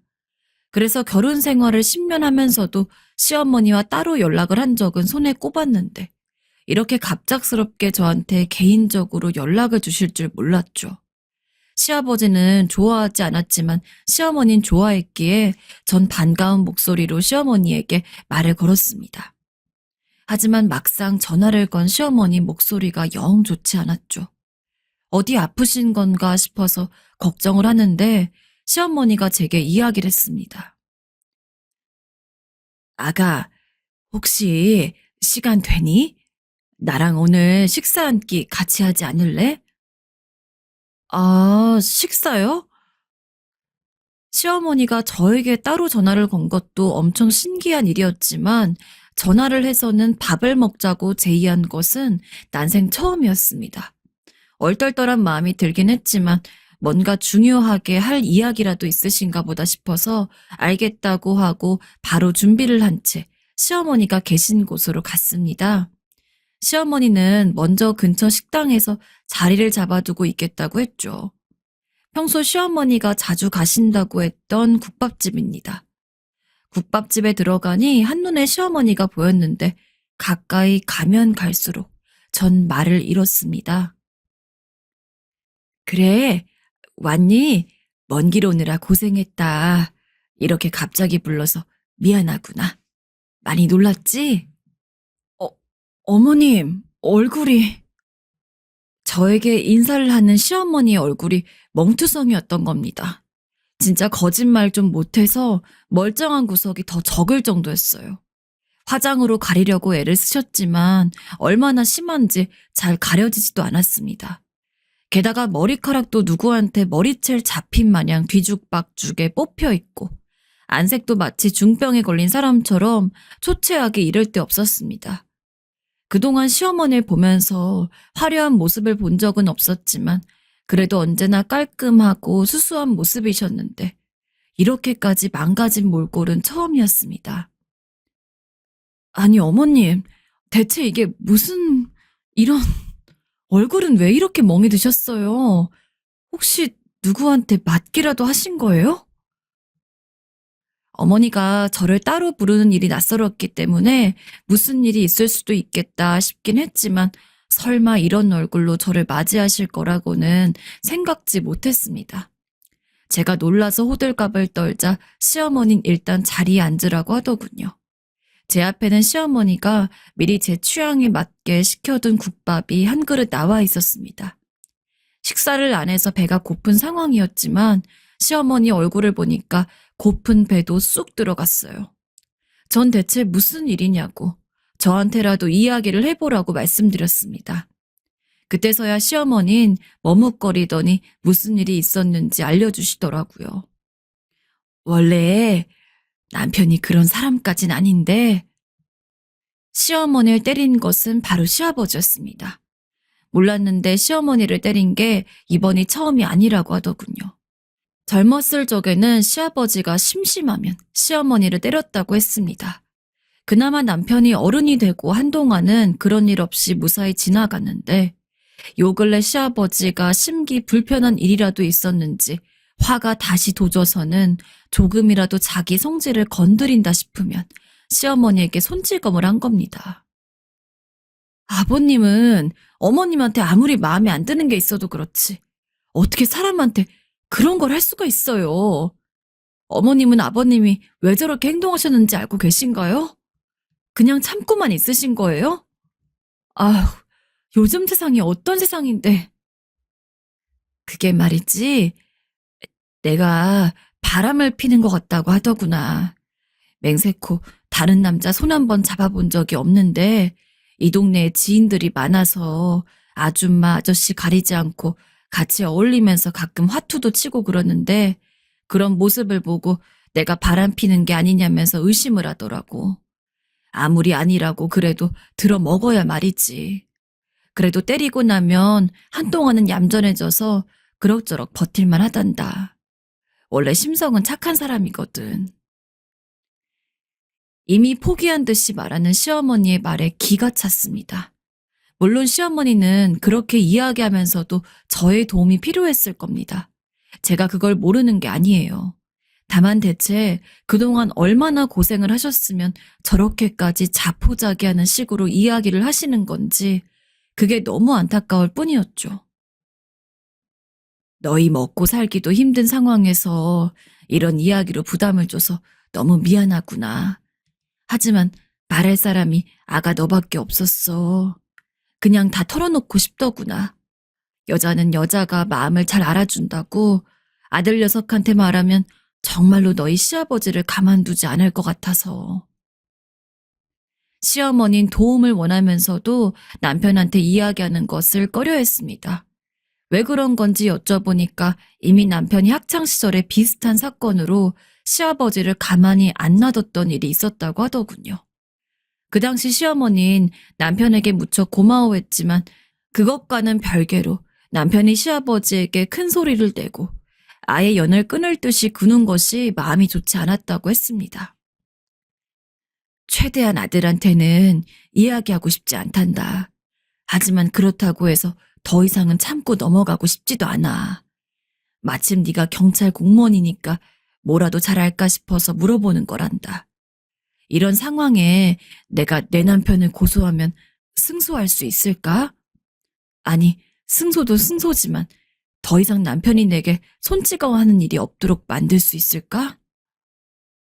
시어머니는 시아버지를 고소하고 싶어 했습니다.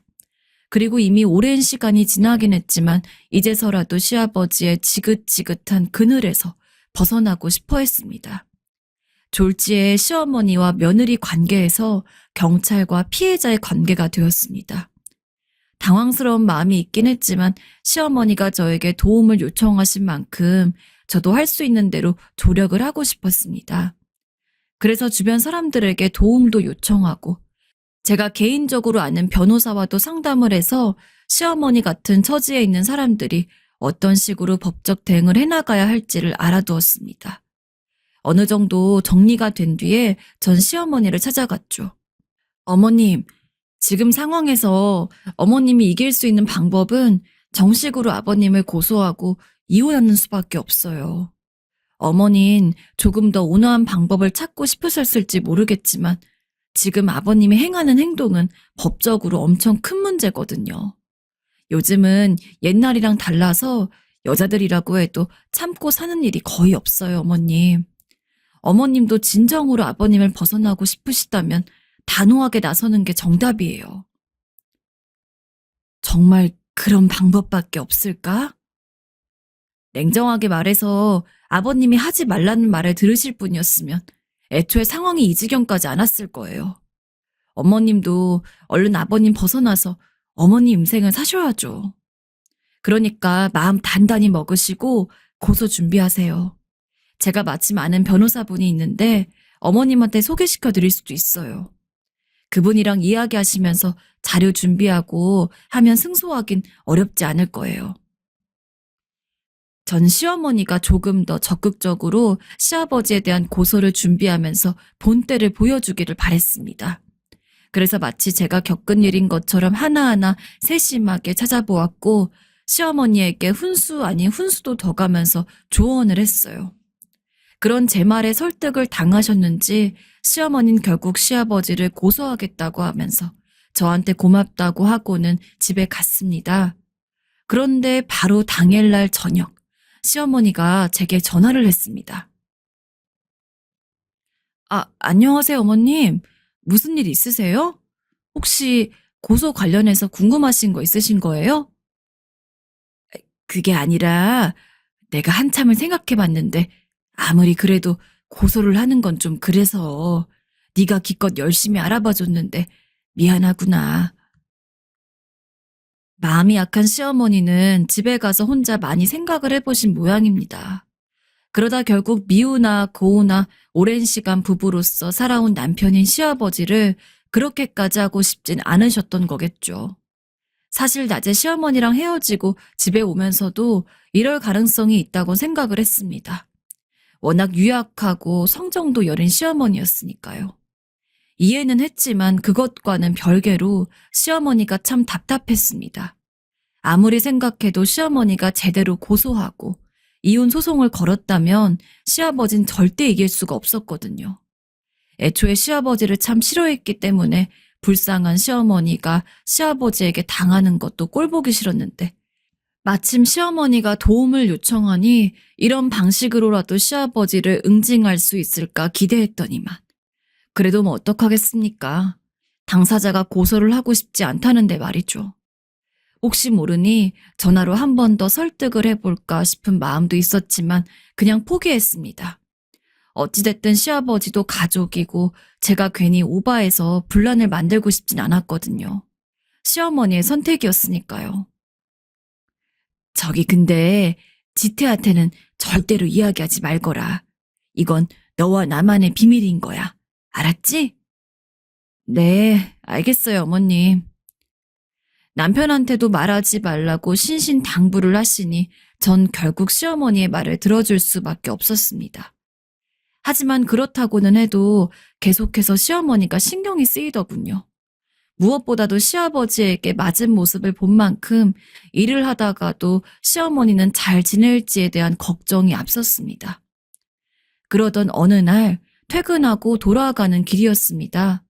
평소보다 늦게 퇴근해서 최대한 빨리 집에 가려고 발걸음을 옮겼죠. 근데 그동안 바빠서 한동안 생각하지 못했던 시어머니가 떠오르더군요. 그리고 이상하게 꼭 시어머니를 봐야 할 것 같은 느낌이 들었습니다. 참 신기하게 그런 생각이 자꾸만 들었습니다.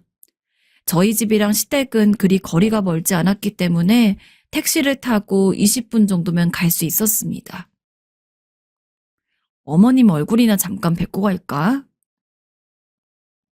내일도 출근이었고 너무 피곤해서 1시라도 빨리 잠을 자야 했지만 결국 저는 택시를 잡았고 시어머니네 집 근처에 가게 되었어요. 근데 막상 시어머니네 집을 가니까 안에는 아무도 없는지 초인종을 눌러도 반응이 없더라고요. 거의 밤 10시가 되어가는 시간에 두 분 중 한 분만 안 계시는 것도 아니고 두 분도 없으니 어쩐지 느낌이 이상했습니다. 하지만 어쩔 수 없이 집으로 돌아가려는데 어떤 골목 근처에서 악하는 소리가 들리더군요. 여자의 비명소리였어요. 전 본능적으로 그 골목을 향해서 뛰었어요. 어쩐지 제 귀에 들려왔던 그 비명소리가 시어머니의 것 같았거든요. 골목으로 향하니 정말 시어머니가 있었습니다. 그리고 그 앞에서 시아버지는 시어머니에게 손찌검을 하려고 팔을 들고 있었죠. 아버님, 어머님 때려선 안 돼요. 제발 이제 그만하세요. 하지만 시아버지는 제가 아무리 팔을 잡고 말려도 오히려 저를 뿌리쳤습니다. 그리고는 시어머니가 바람을 폈다면서 이런 여자는 때려야 한다는 식으로 말하고 아예 시어머니를 발로 차려고 들더군요. 아무리 나이든 노인이라고 해도 제 힘으로 시아버지를 막기란 역부족이었습니다. 그래서 최대한 몸을 던져서 시어머니가 맞을 것을 제가 대신 맞는 한편 경찰에도 신고를 했어요. 불행 중 다행히도 경찰서가 근처였는지 빠르게 경찰들이 와서는 시아버지를 데리고 경찰서로 향했습니다. 전 일단 바닥에 널브러져 있는 시어머니를 일으켜 세운 뒤 다른 경찰들의 도움을 받아서 같이 경찰서로 향했죠. 경찰서에 가서 보니까 시어머니는 시아버지가 때린 것 때문에 치아가 2개나 나가 있었습니다. 어머님, 이래도 아버님을 고소하지 않을 생각이신가요? 이대로 있으시면 어머님 진짜 죽을 수도 있어요. 그리고 남편도 이 사실을 알아야 한다고 생각해요.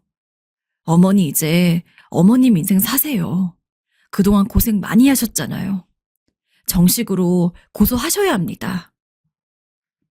시어머니는 제 말에 한이라도 맺힌 듯 펑펑 울음을 터뜨렸고 오해를 하셨어요. 그리고는 결국 시어머니도 시아버지를 고소하는 데 동조했습니다. 그리고 제가 이야기한 덕에 남편 역시 시아버지가 그동안 시어머니에게 무슨 짓을 했는지 알게 되었죠. 여기에 이루 말할 수 없을 만큼 끔찍하더라고요. 의처증으로 시어머니를 집 밖으로 나가지도 못하게 하시고 그간 어머니가 얼마나 답답했을지 시아버지는 시어머니에게 물리적인 행위를 한 혐의로 유치장에 들어가 있었습니다. 그리고 다음날 몸이 안 좋은 시어머니는 집에 모셔두고 저와 남편만 유치장으로 시아버지 면회를 갔습니다. 근데 시아버지가 싹싹 빌더군요. 내가 잘못했다. 다시는 이런 일 없도록 하마. 그러니 한 번만 받아오. 응? 너네 이렇게 매정한 사람들 아니잖아. 나 여기서 너무 외롭고 힘들다. 하지만 남편은 자신이 모르는 새에 시어머니가 그렇게 고통받고 있었단 사실만으로도 시아버지를 용서할 수 없다고 했습니다. 이제부턴 아버지를 아버지로 생각 안 할 거예요. 그러니 그런 말 하지도 마세요. 들리지 않으니까. 그러면서 시아버지가 그 어느 때보다도 불쌍한 얼굴로 무릎 꿇고 비는데도 눈 하나 깜짝하지 않고 외려 어떻게든 이 대가를 치르게 할 거라며 으름장을 놨죠. 그러나 시어머니는 일이 이 지경까지 왔는데도 여전히 시아버지를 있는 그대로 처벌하긴 마음이 좋지 않으셨나 봅니다. 남편도 저도 시어머니가 신경 쓸 거 없다고 시아버지는 자신이 저지른 죗값을 치르는 거라며 아무리 이야기를 해도 시어머니는 여전히 최대한 좋은 방향으로 사건을 끝내고 싶어 했습니다.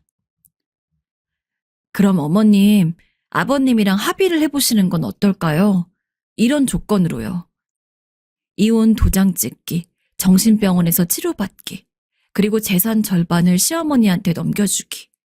원하는 만큼 법적 처벌을 받지 못할 거라면 최대한 시어머니에게 좋은 방향으로 합의를 유도하는 것도 나쁘지 않았습니다. 남편은 제 이야기에 동의했고 시어머니도 이런 조건이면 좋을 것 같다고 해서 전 그 길로 남편과 함께 다시 시아버지를 찾아갔습니다. 그리고 제가 미리 종이에 써둔 합의서를 보여주면서 여기 사인을 하라고 했죠. 하지만 시아버지는 이런 말도 안 되는 합의는 절대 받아들일 수 없다면서 고래고래 소리를 지르더라고요. 뻔뻔스럽게 말이죠. 내가 차라리 콩밥을 먹고 말지. 저런 말도 안 되는 합의서에 서명을 할 것 같아? 야, 이거 며느리 네가 꾸민 짓이지? 어? 어디서 이런 되바라지지도 못한 짓거리를 하고 있어? 기집애가 아주 요란하게 말이야. 너도 내가 아주 본때를 보여줄 거야. 어제 그렇게 빌었던 것은 어디 갔는지 시아버진 저와 남편이 동정심을 호소하는 행동만으로 넘어가지 않자 이제 제대로 본색을 드러내기로 결심을 했는지 표독스러운 눈으로 저희를 쳐다봤습니다. 그런 시아버지에게 제가 이야기를 했어요. 이미 이 일이 있기 전에 예전부터 시어머니와 시아버지의 이혼 소송에 대해서 전문 변호사를 통해 상담을 받아놨다고. 여기서 소송으로 넘어가시면 아버님이 불리해요. 가정폭력 증거는 차고 넘치고 솔직히 지금 당장이라도 아버님 고소해서 정말 원하시는 대로 콩밥 먹게 해드릴 수도 있어요. 그냥 차라리 이 합의서에 깔끔하게 서명을 하셔야 별일 없을 거예요. 제 말 무슨 말인지 그 정도는 알아들으시겠죠? 남편도 거기 덧붙여서 해달라는 대로 하지 않으면 평생 아버지 같은 거 없는 거로 생각하고 법적 대응을 하는 데 있어서 강경하게 나갈 거라고 하니 시아버지도 거기에는 어쩔 도리가 없는지 결국 똥 씹은 표정으로 서명을 했습니다. 지금 시아버지는 정신병원에 들어간 지 2년이 훨씬 넘었습니다. 예상보다 치료가 길어지더라고요. 그리고 시아버지가 병원에 있는 동안 시어머니는 저희가 모시고 살고 있습니다. 시어머니는 시아버지가 넘겨준 재산으로 취미 활동을 하시면서 여유롭게 지내고 있는데 마음이 편하고 몸이 고되지 않아서인지 이전과는 달리 얼굴에 혈색도 돌고 피부도 너무 좋아지셨어요. 그리고 많은 친구분들을 만나 제2의 인생을 살고 계십니다.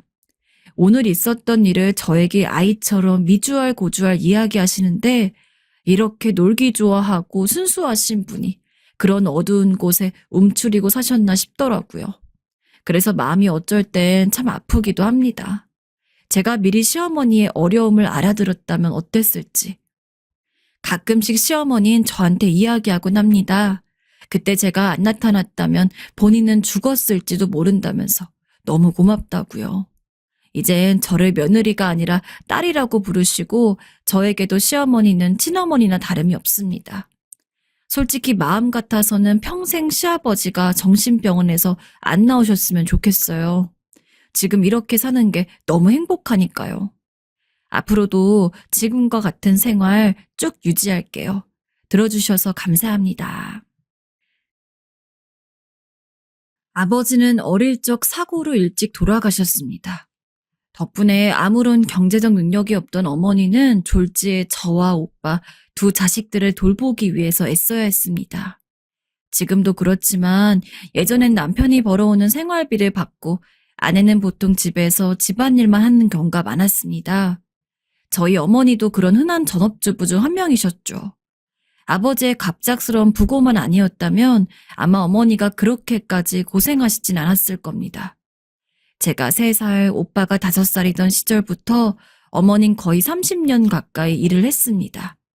아줌마 나이대의 주부가 할 수 있는 일은 많지 않아서 어머닌 닥치는 대로 시간을 가리지 않고 들어오는 모든 일들을 받아서 해결하려 했습니다.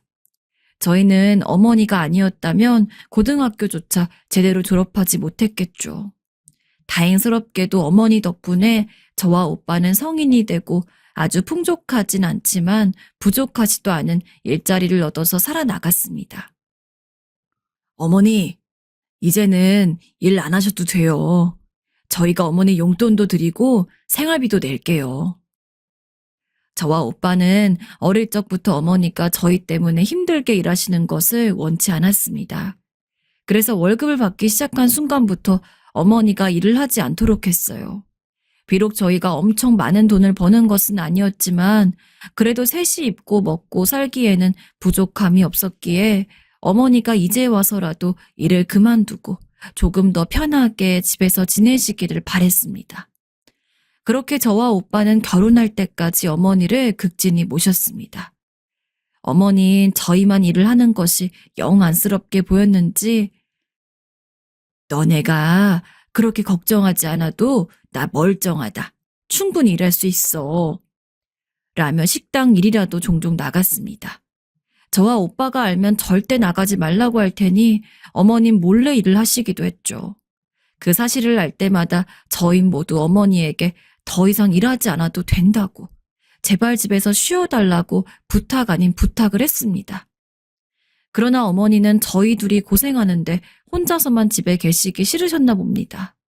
언제나 저희가 이야기하면 알았다고 하면서도 조금 바빠서 신경을 못 쓸 때면 어느샌가 슬쩍 일을 하고 계시곤 했죠. 만약에 어머니의 몸이 그렇게 좋아지지 않을 걸 알았다면 조금 더 철두철미하게 어머니를 감시했을 텐데, 오빠는 결혼을 하여 분가한 상황이었고 전 결혼을 준비 중인 상황에서 어머니와 둘이 살고 있었는데 어느 날부터 어머니가 속이 안 좋다는 이야기를 자주 했습니다. 두통이 심하다면서 하루 종일 인상을 찌푸리고 계시기도 했습니다. 어머니, 혹시 무슨 큰 병이라도 있는 거 아닐까요? 걱정되는데 같이 병원 좀 한번 가봐요. 안 그래도 어머니 건강검진 받을 때도 되었는데. 병원은 무슨 병원이야. 괜히 별것도 아닌 일에 아깝게 돈 쓰지 말아라. 원래 예전부터 가끔씩 채기가 있는지 가슴이 답답했고 두통도 아주 없진 않았어. 며칠 지나면 금방 나을 거야. 병원을 가자는 제 말에 어머닌 괜찮다면서 부득부득 집에서 요양을 했습니다. 하지만 그런 어머니조차도 시간이 지날수록 아픈 것이 심해지는지 매일같이 앓는 소리를 내었습니다. 아무리 어머니가 병원을 가지 않겠다고 고집을 부려도 그런 모습까지 본 상황에서 어머니를 모시고 병원에 가지 않을 순 없었습니다. 황급히 어머니와 함께 병원에 간 날, 전 담당이로부터 어머니가 암에 걸렸단 이야기를 듣게 되었습니다. 전 물론이고 당사자인 어머니조차 예상하지 못한 일이었습니다. 오빠, 엄마가 암에 걸렸대. 수술해야 할 것 같다고 하는데 어떻게 해야 하지? 불행 중 다행으로 수술을 해도 가망이 없는 말기는 아니었습니다. 하지만 언제나 건강할 거라고 생각했던 어머니가 암으로 인해서 수술이 필요하단 이야기 하나만으로도 제가 패닉 상태에 빠지기는 충분했습니다. 어머닌, 수술하면 낫는 거잖아. 괜찮아. 라며 일부러 웃어 보였지만 제가 걱정할까봐 그런다는 걸 알기에 더욱 마음이 아팠어요. 게다가 당시 저는 결혼이 2달도 채 안 남은 상황이었죠. 그전엔 제가 분가를 한다고 하더라도 어머니가 건강하시기 때문에 혼자 사시는 것에 대해서 아주 큰 불안이 있진 않았지만 암에 걸린 어머니를 두고서 저만 나와서 살 수가 없었습니다. 여보, 갑자기 이런 말해서 너무 미안해. 근데 당신만 괜찮으면 우리 어머니 모시고 살 수 없을까? 우리 엄마 암 수술 받고 나면 치료도 해야 하고 돌봐줄 사람이 필요한데 오빠는 이미 결혼해서 분가한 지 오래됐고 그나마 남은 자식은 나 하나뿐인데 나라도 우리 엄마 모셔야 할 것 같아. 남편에게 그런 부탁을 하면서도 얼마나 염치가 없던지 제가 남편이었으면 솔직히 사정 자체는 이해를 해도 기가 찼을 것 같습니다. 결혼이 얼마 남지도 않은 상황이었고 당연히 둘이서만 살 거라고 예상하고 있던 시기에 상대방 부모님을 모시고 살아야 한다니. 하지만 착한 남편은 제 어머니를 모시고 사는 것이 당연하다는 듯이 답해 주었습니다. 당신 어머니는 나한테도 어머니와 같아. 장모님 몸이 안 좋으신데 우리끼리만 살면 나도 마음에 많이 걸렸을 거야. 그러니까 당신이 나한테 미안해할 필요 없어. 장모님 모시고 사는 게 나도 마음이 편하니까. 남편이 아니었으면 어머니도 제대로 모시지 못하고 있을 뻔했는데 너그럽게 이해해준 덕분에 전 남편과 결혼을 하고 나서도 문제없이 어머니와 함께 살 수 있었어요. 물론 저희가 안 되면 오빠가 어머니를 모셔야 했겠지만 당시 오빠는 저보다 먼저 결혼을 한 것도 한 거였지만 이런저런 경제적인 사정 때문에 형편이 그리 좋지 않은 상황이었습니다. 그래서 어머니를 모신다고 하더라도 어머니의 치료에 전념할 수 없었어요. 그랬기 때문에 저희 집에서 어머니를 모시게 된 것은 정말로 다행이었습니다. 이 나이 먹고 엄마가 너무 미안하다. 아프지만 않았어도 한창 신혼생활 즐겨야 할 너네랑 같이 있을 필요는 없었을 텐데. 엄마, 그런 말 하지 마요. 내가 엄마한테 지금껏 받은 게 얼마인데. 이젠 내가 우리 엄마 책임져 줄 거야. 어머니는 저와 남편네 집에서 함께 사는 것을 매일매일 미안해했습니다. 남편에게도 사과를 했고 저에게도 사과를 하셨죠. 물론 저희는 당연히 괜찮다고 했습니다. 특히 남편은 제가 바쁠 때 어머니랑 일부러 외출도 하면서 사위 노릇도 톡톡히 하고 어머니가 집에 있는 것이 하나도 안 귀찮다는 것을 몸소 알려줬던 모양이에요. 그런 남편에게 어머니는 많이 고마워했지만 그러면서도 한편으로는 자신의 존재가 짐이 된다는 것을 아예 잊지는 못하신 것 같았습니다. 하지만 1년, 2년, 3년. 저희 집에서 지내는 시간이 한 해 한 해 늘어날수록 어머니는 점점 저희와 함께 있는 것에 익숙해지셨습니다. 치료는 오래 걸렸고 어머니는 때때로 치료 과정을 많이 힘들어했지만 병원에 다녀온 뒤 저와 남편과 오손도손 셋이서 밥을 먹으면서 내가 그래도 너네가 있어서 버틴다 라고 직접 이야기해 주실 정도로 상태가 많이 좋아지셨습니다.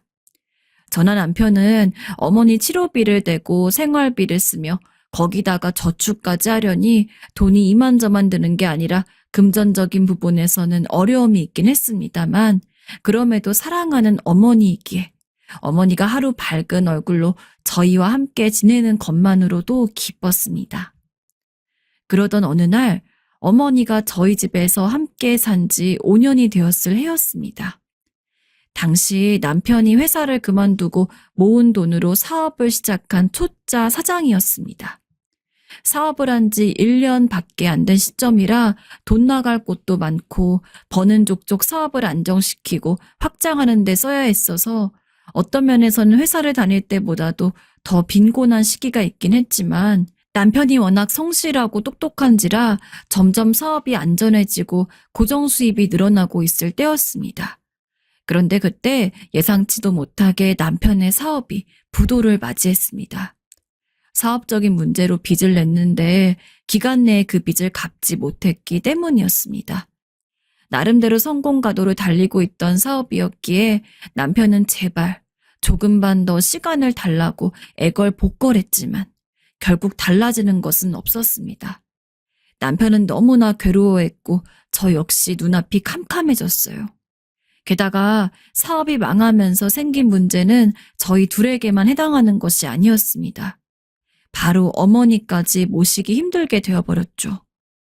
저희 부부는 당연히 이 상황에 대해서 많은 고민을 했습니다. 여보, 이제 어떻게 해야 하지? 이 상태론 엄마 암 치료비 대기도 힘들고 우리 셋 생활비도 쓰기 어렵잖아.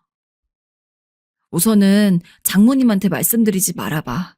내가 어떻게든 급전을 구해볼게. 이대로 아픈 장모님이랑 떨어져 살 수도 없는 노릇이잖아. 우선 장모님이 알면 걱정하실 테니까 당신은 비밀로 하고 있어. 남편도 남편대로 많은 노력을 했을 겁니다. 하지만 이미 한계점에 다다른 상황에서 저희가 벗어날 구멍은 없었습니다. 하는 수 없이 전 오빠에게 연락을 했죠. 그나마 다행스럽게도 오빠는 이전에 좋지 않았던 가정 형편을 조금 이겨내고 그래도 먹고 사는 데는 지장이 없을 정도로 돈을 벌고 있는 상황이었습니다. 평생 어머니는 제가 책임지겠다고 다짐하고 있었는데 이렇게 예상치도 못한 이유로 오빠에게 손을 벌리게 된 것이 미안했지만 저로서도 어쩔 수 없었습니다. 한참 암에서 회복 중인 어머니가 혼자서 살 수도 없고 그렇다고 일을 할 수도 없었으니까요. 오빠, 엄마 좀 잘 부탁해. 그래, 걱정하지 마. 그렇게 어머니를 오빠에게 맡긴 뒤 저와 남편은 일본으로 도피성 이민을 갔습니다. 남은 돈을 탈탈 털어서 말이죠. 남편도 저도 일본어를 어느 정도 할 줄 알았고 무엇보다도 한국에서 사업을 실패한 것에 대한 충격이 너무 커서 한동안은 한국에서 일을 하기가 너무 어려웠습니다. 남편도 원래는 일본으로 갈 생각을 하지 않았지만 현재 여건상 어머니를 저희가 모시기 어려웠고 마침 오빠가 어머니를 대신 모시겠다고 한 상황이니 남편 입장에서도 조금 더 자신을 위한 선택을 하게 된 것 같습니다. 전 비록 어머니랑 떨어져 산다곤 해도 아무래도 같은 한국에서 있는 것과 다른 나라에서 있는 것은 느낌이 다르기 때문에 가급적이면 한국에서 별로 벗어나고 싶지 않았지만 남편이 일본에 가기를 간절히 원했기 때문에 아무 말 없이 뒤를 따랐어요. 하지만 일본에서의 생활은 여러모로 어려웠습니다. 남편은 한국에 있을 때보다 표정이 좋았지만 전 시간이 지날수록 한국이, 특히 어머니가 참 그리웠어요. 제 유일한 낙은 오빠를 통해서 어머니의 소식을 듣는 것, 그리고 어머니와 전화 통화를 하는 것이었습니다. 오빠, 요새 상황은 어때? 괜찮아? 회사는 잘 다니고 있고? 잘 다니다 못해 요새 너무 괜찮다. 나는 그대로 회사 다니고 있긴 한데 와이프는 엄마랑 같이 식당하고 있거든. 근데 그 식당이 요새 대박 나가지고 손님이 아주 물밀듯 밀려와. 너도 알지만 우리 엄마가 워낙 손맛이 괜찮지 않냐. 그래? 엄마가 식당 일을 하고 있다고? 어느 날도 오빠에게 전화를 걸어서 요새 어떻게 지냈는지를 물었는데 이상하게 그날따라 오빠가 참 싱글벙글한 음색이더라고요. 좋은 일이라도 있나 싶었더니 아니나 다를까. 좋다 못해 놀라울 정도의 일이 있었더라고요. 처음에 올케 언니가 어머니가 해준 반찬을 먹더니 식당을 차리는 게 좋을 것 같다고 먼저 이야기를 했나 봅니다. 어머니는 여전히 치료를 하고 있었지만 무리하게 일을 하는 정도가 아니면 기분 전환으론 좋을 것 같아서 동의를 했고 대출을 받아서 작게 식당을 하나 얻었는데 처음엔 동네 손님들만 찾아오던 곳이 입소문을 타고 점점 다른 지역에서도 사람들이 몰려오면서 방송까지 나왔다고 하더라고요. 그리고 그 방송을 계기로 어머니와 올케 언니의 식당은 매일같이 손님들이 줄을 서고 있는 대박 맛집이 되었다고 했습니다. 정말 대단하네. 근데 엄마 건강은 괜찮은 거 맞지?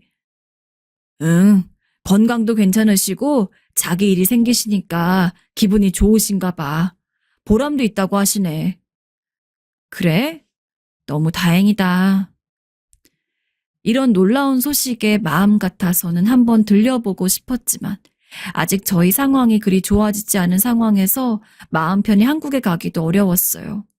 그래서 전 몇 년 이상 일본에 묵으면서도 안부 전화만 몇 번 했을 뿐 실제로 한국에 간 적은 없었습니다. 오빠가 잘 됐으니까 엄마도 조금 마음 편히 지내고 계실 거야. 비록 우린 아직 빚을 못 봤다고 하지만 그래도 오빠라도 잘 돼서 너무 다행인 것 같아. 아주 우애가 깊은 형제는 아니었지만 그래도 저는 오빠를 꽤 좋아했습니다. 게다가 어머니가 그런 일까지 하시고 오빠의 보호 아래 있었기 때문에 더 마음을 놓을 수 있었어요. 물론 그러면서도 저도 저 나름대로 남편과 다시 예전처럼 잘 살 수 있기 위해 타지에서 꾸준히 노력했습니다. 이미 한번 실패를 맛봤기 때문에 다시 한번 같은 사업으로 재기를 꿈꾼다는 것은 무척 어려웠습니다. 특히 저야 보조적인 역할을 하는 정도이지만 남편은 사장으로서 사업을 모두 진두지휘하는 입장이었기에 더 압박도 크고 부담이 됐을 겁니다. 그러나 남편도 포기하지 않았어요. 한국 제품을 수입해서 일본어로 판매하는 일을 새로이 손댔던 남편은 처음엔 여러 시행착오를 겪었지만 점차 사업이 커지고 커지면서 오히려 첫 사업보다도 더 많은 매출을 이루어내는 대박을 터뜨리게 되었습니다. 그렇게 점점 먹고 살만해지니 전 너무도 한국이 그립더라고요. 어머니 때문에 더 그랬어요. 원래도 그랬지만 더욱이요.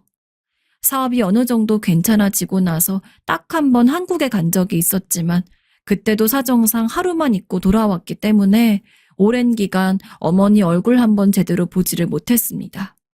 게다가 어쩐 일인지 어머니에게는 전화를 해도 연락을 잘 받지 않았고 오빠도 바쁜지 통화가 되는 날이 거의 없었습니다.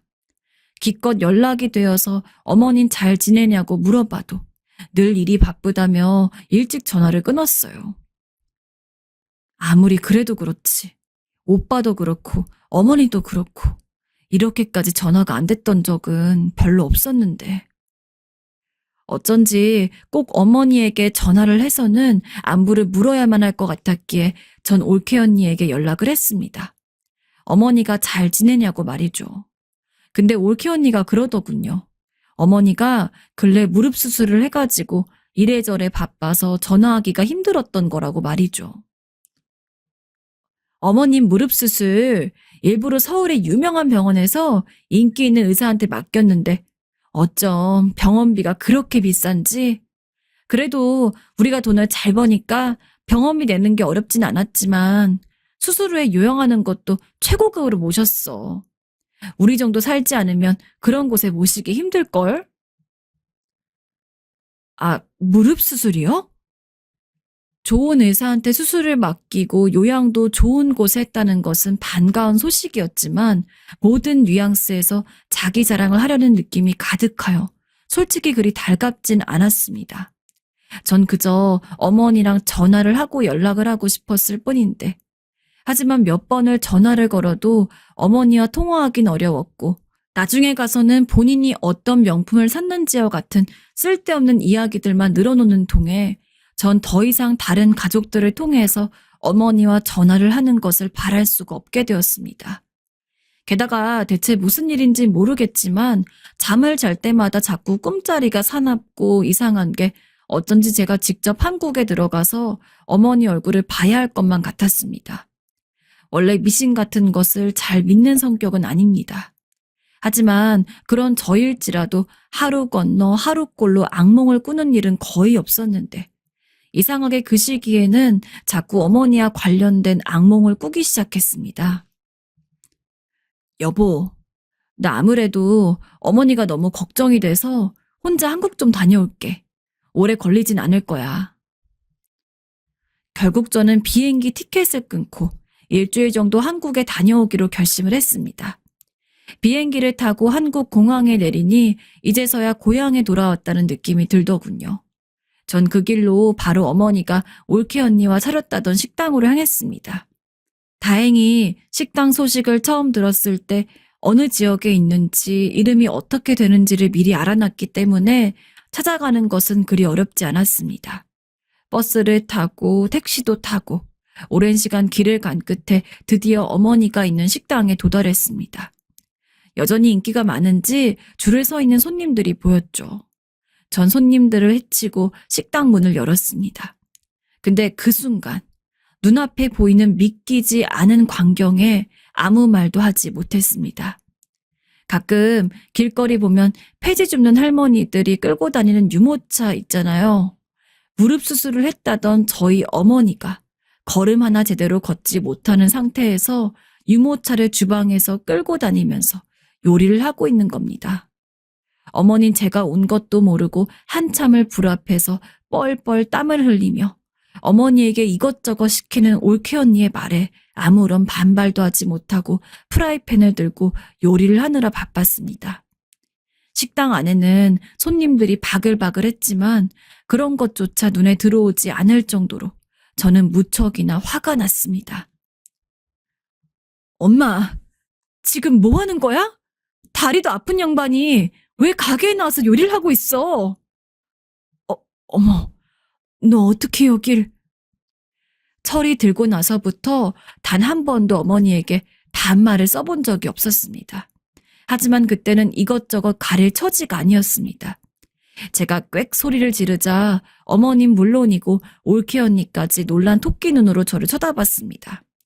제가 말없이 찾아왔기 때문에 설마 일본에 있는 제가 한국, 그것도 어머니와 올케 언니가 일하는 식당으로 찾아올 줄은 꿈에도 몰랐겠죠. 둘이 어떤 눈으로 저를 쳐다보던 전 화가 나서 견딜 수가 없었습니다. 심지어 한참을 저를 보던 어머니는 절뚝거리는 무릎을 한 채 제게 다가와선 아이고, 우리 예쁜 딸, 이게 얼마만이야. 일본에 있는 줄 알았는데 언제 한국에 왔어. 엄마가 한번 찾아갔어야 했는데 미안하다. 라며 저를 안아주었습니다. 순간 눈물이 핑 돌았습니다. 못 본 사이 주름도 많이 늘고 피로해 보이는 어머니의 얼굴, 마른 몸, 건강도 성치 않은 사람이 왜 식당에서 그렇게 올케 언니한테 부려먹히면서 일을 하고 있는지 도저히 이해할 수가 없었습니다. 전 당연히 올케 언니한테 화를 냈습니다. 올케 언니, 대체 지금 이게 뭐 하시는 짓이에요?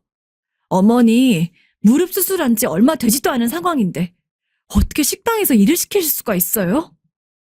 어머니가 나온다고 하더라도 올케 언니가 말렸어야죠. 아니, 내가 뭘 어쨌다고. 올케 언닌 저를 바로 노려보았어요. 제가 식당 한복판에서 소리를 지르니 밥을 먹고 있던 손님들이 웅성거리며 저를 쳐다봤지만 그런 것까지 신경 쓸 겨를은 없었어요. 전 어머니를 모시고 식당 근처에 있는 카페에 가서 커피를 시킨 뒤 자초지종을 물어봤습니다. 제가 워낙 화가 난 눈치인지라 어머니 선뜻 말을 하는 것을 머뭇거렸지만 결국에는 어떤 일들이 있었는지 상세히 이야기해 주셨죠. 애초에 식당 자체가 어머니의 손맛으로 인기를 끈 만큼 그 음식 맛을 유지하지 못하면 손님이 떨어져 나갈 것은 자명한 일이라고 했습니다. 어머니는 올케 언니한테 음식을 만드는 비법을 전수해 주었지만 올케 언니가 워낙 손재주가 없는 건지 뭔지 아무리 어머니가 자세히 알려줘도 그 맛을 내질 못했다고 했죠. 최대한 올케 언니가 음식을 배울 때까지는 식당 일을 돕고 싶었던 어머니는 버틸 수 있는 데까지 버텨보려고 했으나 그 당시엔 이미 무릎도 너무 안 좋았고 어머니 나이가 80이 가까워온 상황이라서 영 몸이 안 따라주었다고 합니다. 어머님, 음식 맛으로 유명해진 식당인데 어머님이 책임을 지셔야죠. 그러나 식당을 통해서 벌어들이는 수입으로 남부럽지 않게 사는 생활에 익숙해졌던 올케 언닌 수술하고 제대로 회복도 안 된 어머니에게 이렇게 말하며 반강제적으로 식당 일을 시킨 겁니다. 언젠가 어머니는 울면서 올케 언니한테 빈 적이 있다고도 합니다. 하지만 그럼에도 책임을 지라며 일을 시켰다고 하네요. 그 말을 듣는 순간 어찌나 뚜껑이 열리던지. 오빠는 그 꼴을 보고 가만히 있던 거예요? 나 참, 정말 이거 너무한 거 아니에요?